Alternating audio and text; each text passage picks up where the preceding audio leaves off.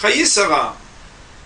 Sarah, notre matriarche, quitte ce monde, et Abraham prononce l'oraison funèbre, mais aussi cherche un lieu qui sera le repos du corps de Sarah, dans ce qu'on appelle le tombeau des matriarches. La fameuse Ma'arat à Marpella, la grotte de Marpella. Alors, bien entendu, on a tous entendu parler de ce lieu à Hébron, mais on ne sait pas qu'à l'origine, Ephron, le propriétaire de ce terrain, voulait l'offrir à Avraham Avinu. Il voulait lui offrir gratuitement. Avraham, cherchant à ce que ce terrain soit périn, comme la Moracha, l'héritage de ses descendants, et on peut voir combien il avait raison de chercher à le légitimer, eh bien, il lui propose une somme d'argent et refuse les cadeaux.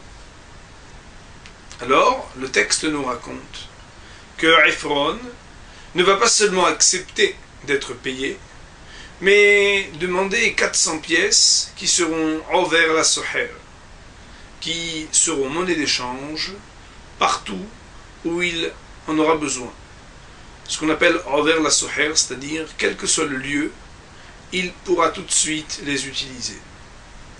De là, nos maîtres vont dire, eh bien, il y en a qui parlent beaucoup et qui ne font presque rien, même ce qu'ils avaient avancé au départ, et d'autres qui parlent peu et qui agissent beaucoup. En effet, Ephron prétendait vouloir la faire cadeau, et lorsque finalement il décide d'un prix pour faire payer ce terrain, non seulement il demande un prix, mais un prix fort, mais en plus, il demande des caractéristiques envers la soher, que cet argent soit utilisable partout. Il avait prétendu vouloir faire cadeau, mais il a fait exactement le contraire. De l'autre, eh bien, nos maîtres vont apprendre du comportement d'Avraham Avinu que l'homme juste, c'est celui qui, Omer Me'at ve'aseh harbe, il parle peu et il fait beaucoup. En effet, Avraham, lorsqu'il reçoit les anges, nous nous rappelons qu'il avait dit « Attendez donc que j'aille chercher un peu de pain ». Et il s'en est allé chercher de bonnes langues pour donner tout ce qu'il y avait de plus délicieux à ses invités. Il avait parlé d'un peu de pain et il leur avait fait un repas extraordinaire. Parler peu pour agir bien, agir beaucoup.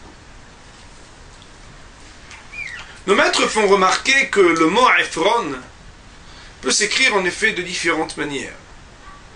Et en hébreu, vous savez qu'il y a ce qu'on appelle les écritures concises et les écritures longues. Ephron, c'est Aïn Peresh, et avant de mettre la lettre finale du Nun, on peut mettre ou non le Vav. Lorsque nous parlons de cette transaction qui fut faite entre Avraham et Ephron, soudainement le nom Ephron se trouve manquant. Il est écrit en écriture concise, il n'y a plus de Vav. Pourquoi? Eh bien, nos maîtres vont nous dire que Ephron a perdu quelque chose, a perdu une valeur lorsqu'il a réclamé à Avraham Avinu un argent avec tellement de détails et tellement de restrictions. Dire à Avraham Avinu envers la soher, il faut que cet argent soit une monnaie unique qu'on puisse utiliser partout, c'est ce qui va causer la perte de Ephron. Pourquoi? Eh bien, tout simplement, la valeur numérique de Ephron, c'est Aïn Ra, un mauvais œil. Avant, Ephron eh bien, avait avec ce petit vav supplémentaire une autre valeur numérique, d'autres valeurs spirituelles. Mais dès lors qu'il veut prendre à Avraham Avinu tout ce qu'il a, qu'il pense à ses intérêts personnels en se disant « je vais essayer de négocier pour prendre tout ce que je peux », cet homme-là, eh bien, va porter dans son nom, dans la manière avec laquelle il est écrit dans la Torah, ce qui s'appelle Ain Ra, le mauvais œil. Et d'ailleurs, peut-être le savez-vous, les promesses qui sont faites à un homme qui donne une pièce à un pauvre sont au nombre de 6.